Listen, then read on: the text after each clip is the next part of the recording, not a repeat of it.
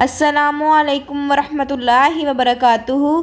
ایک ایسا واقعہ کہ میں نے پڑھتے ہی میری آنکھوں میں بہت زیادہ آنسو آ گئے۔ اسی حالت میں ابو جان کے سامنے بیٹھا ہوا تھا۔ ابا جان نے آنسوؤں کی وجہ پوچھی، میں نے ابو کو سنایا۔ والدین امی ابو دونوں رو پڑے۔ واقعہ کچھ اس طرح ہے۔ سلطان محمود غزنوی، وہ عظیم سلطان جس سے آج بھی سارا ہندوستان ڈرتا ہے۔ ایک رات سلطان محمود غزنوی کو کافی کوششوں کے بعد بھی جب نیند نہیں آئی تو اپنے غلاموں سے کہنے لگے، لگتا ہے کہ کسی مظلوم پر آج کوئی ظلم ہوا ہے۔ تم لوگ گلیوں میں پھیل جاؤ اور اگر کوئی فریادی نظر آئے تو اسے میرے پاس لے آؤ۔ تھوڑی دیر بعد وہ سب واپس آ کر کہنے لگے، سلطان، ہمیں کوئی بھی فریادی نہیں ملا، آپ آرام سے سو جائیں۔ سلطان کو جب پھر بھی نیند نہیں آئی تو وہ کپڑے بدل کر خود محل سے باہر نکلا۔ محل کے پیچھے میں حرم سرا کے نزدیک انہیں کسی کی فریاد سنائی دی، اے اللہ! سلطان محمود اپنے مصاحبوں کے ساتھ محل میں عیش و عشرت کی زندگی گزار رہا ہے اور محل کے عقب میں مجھ پر یہ ظلم توڑا جا رہا ہے۔ سلطان نے کہا، کیا بات کر رہے ہو؟ میں محمود ہوں اور تمہاری فریاد رسی کے لیے آیا ہوں۔ مجھے بتاؤ، کیا ظلم ہوا ہے تمہارے ساتھ؟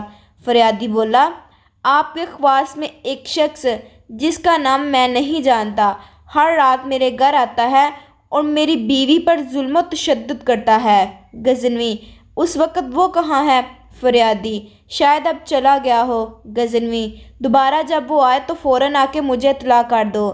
پھر سلطان نے محل کے دربان کو وہ شخص دکھایا اور کہا کہ جب بھی یہ دربار آئے اسے سیدھا میرے پہنچا دو۔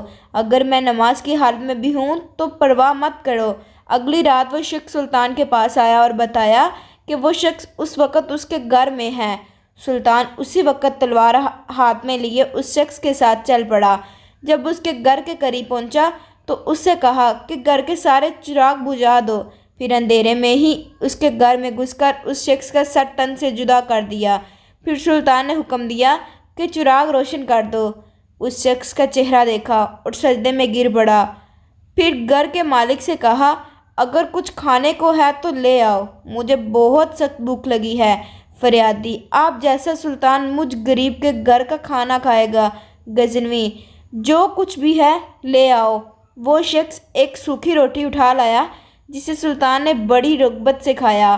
وہ شخص سلطان سے پوچھنے لگا کہ چراغوں کو بجھانا، سجدہ کرنے اور روٹی طلب کرنے کے پیچھے آخر کیا ماجرا ہے؟ سلطان نے فرمایا، میں نے جب تمہاری داستان سنی تو سوچا کہ میری سلطنت میں ایسا ظلم کرنے کی ہمت صرف میرے کسی بیٹے کو ہو سکتی ہے۔ اندھیرا کرنے کو اس لیے کہا تھا کہ پدرانہ شفقت میرے انصاف کے راستے میں حائل نہ ہو جائے۔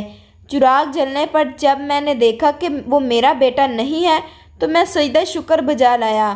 کھانا اس لیے مانگا کہ جب سے مجھے تمہاری مصیبت کا علم ہوا میں اللہ کے سامنے قسم کھائی تھی کہ جب تک تمہیں انصاف نہیں مل جاتا میرے اوپر روٹی حرام ہے۔